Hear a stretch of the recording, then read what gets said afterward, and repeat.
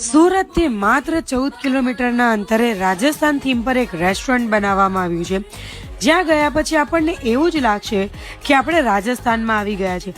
અને ત્યાંના એમ્બિયન્સની વાત કરું ને તો એકદમ ક્લાસિક છે, જે તમને રાજસ્થાનના ગામડાની યાદ અપાવી દેશે. અને ત્યાંના વોલ પેન્ટિંગ જોઈને તો આપણું મન એકદમ ખુશખુશાલ થઈ જશે. ત્યાં આપણને લાઈવ સિંગિંગ શો, કઠપુતલી show, magic show, head massage, માટલા બનાવતા પણ ત્યાં તમને શીખવાડવામાં આવશે.